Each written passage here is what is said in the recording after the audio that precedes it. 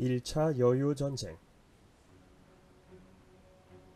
10세기 당시 동아시아의 정세. 918년 고려가 건국될 즈음, 이보다 2년 앞서 요하강 상류에서 야율 아보기가 거란족 유목민들을 통합하더니 세력을 확장해 926년 발해를 접수하였고, 936년에는 중국 화북지방 반란 세력의 건국을 도와준 대가로 금싸라기 같은 연운 16주를 할양받는다. 현재 북경 인근인 연운 16주는 반농 반목을 하는 그들 입장에서는 그야말로 가치가 높았다. 비옥한 농토였으며 오랜 세월 중국 문명권에 편입되어 높은 문화 수준을 영위하던 지역이었기 때문이다. 요 나라 이후로 모든 이민족이 세운 왕조의 수도는 예외 없이 모두 북경이었다. 그런데 그런 땅을 거란족에게 주어버렸으니 이후 거란의 국력은 일취월장하게 되고, 반대로 중국은 이때의 실수를 두고두고 후회하게 된다. 요 나라의 인구 또한 50만 명 안팎이던 것이 연운 16주가 포함되면서 총 350만 명으로 늘어난다. 당시 고려의 인구와 비슷하거나 더 많았을 정도임. 한편 고려는 건국 초기부터 거란을 배척하고 중국과 교류하여 선진 문물과 제도를 수용하고자 했기 때문에 고려와 평화관계를 원했던 거란의 심기를 불편하게 하고 있었다. 고려는 거란에게 선물로 받은 낙타를 일부러 다리에 묶어 굶겨 죽였다. 그러던 중 960년 송나라가 중국을 통일하더니 곧 거란에게 연운 16주의 반환을 요구한다. 송태조, 조광인, 그 땅 돌려줘. 하지만 거란이 그런 요구를 순순히 들어줄 리 만무했고, 요 목종, 웃기는 소리. 이에 송나라는 대군을 이끌고 두 차례 거란을 공격해보았지만 매번 거란의 강한 저항에 막혀 실패하고 말았다. 한편 이 시기 한반도 북부와 연해주 일대에서는 발해 출신의 여진족들이 힘을 키워 거란은 점차 한반도 북부 지역의 시료 지배력을 상실하고 있었다. 당시 여진족의 모습이다.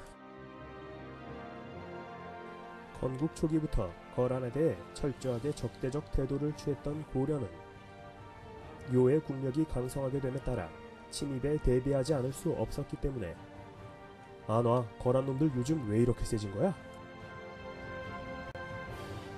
광군사를 설치하고 서경에 성벽을 쌓았으며, 서경은 평양을 말한다. 청천강 일대의 방위를 강화하는 등 꾸준히 요 나라의 침입에 대비했다. 또 송이 건국하자 고려는 송과 서로 사신을 주고받으며 가깝게 지냈는데, 고려는 송과 힘을 합해 요의 침략을 막으려 했고, 송은 고려가 뒤에서 요를 괴롭혀주길 바랬기 때문이다. 그러던 982년 요 나라에선 강인한 성격의 정복자 성종이 왕위에 오른다. 요 성종, 중원을 정복하려면 먼저 성가신 놈들부터 손을 봐줘야 함. 먼저 여진을 치고 그 다음은 고려임.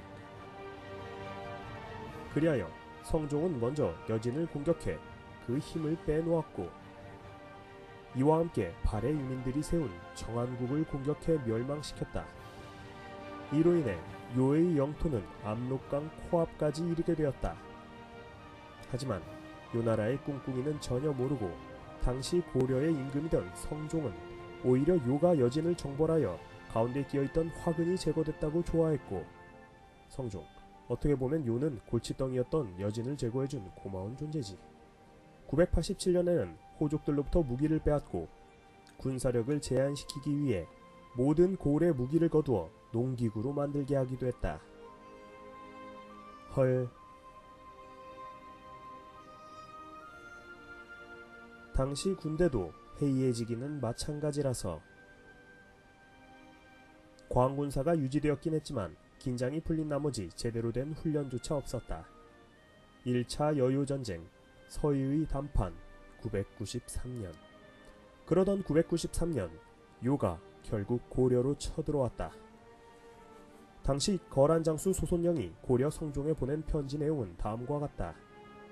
거란이 이미 고구려의 옛 땅을 차지했는데 고려가 그 땅을 침범했으니 이를 토벌하러 온 것이다. 우리는 80만 대군을 끌고 왔으니 속히 항복하라. 소손영의 협박에 고려 조정은 충격에 휩싸였다. 전하, 지금 거란의 군대가 청천강까지 밀려왔다고 하니 어서 서경 이북의 땅을 내어줍시다. 성종, 어쩔 수 없구나. 땅을 주더라도 평양의 군량을 모두 대동강에 수장한 후 내어줘라. 다들 그렇게 포기하려 생각했는데 문신 서희가 성종을 간곡히 만류했다. 서희, 80만이라니 당치도 않습니다. 겁주려고 지어낸 공갈입니다. 일단 한번 붙어보고 나서 판단하시니. 과연 당시 거란은 80만 대군을 거느리고 왔을까? 고려사 연구의 전문가 안준섭 박사는 당시 요가 최대 동원할 수 있는 병력은 6만 명이라 했다. 요사의 기록도 마찬가지다. 하마터면 그의 소가 평안도 땅을 내줄 뻔했는데 이때 느닷없이 평안도 안주 일대의 안용진 전투에서 대도수가 이끄는 고려군이 거란군을 무찔렀다는 소식이 들리지 않는가. 참고로 대도수는 발해의 마지막 태자 대광현의 아들임. 헐, 우리가 이겼어? 이후로 고려 조정은 항복론, 할양론에서 180도 틀어 협상론으로 주 여론이 바뀐다. 일단 협상을 했으면 하옵니다. 그리하여 서희 혼자서 거란군 진영으로 들어가 단판을 짓게 되는데 이때 일화가 유명하다. 소손영, 고려는 신라를 계승한 나라가 아니냐? 왜 옛 고구려 땅을 탐하느냐? 아닌데 고려랑 고구려랑 이름 같잖아. 고구려가 원래 자기 국호를 고려라 했던 거 알지?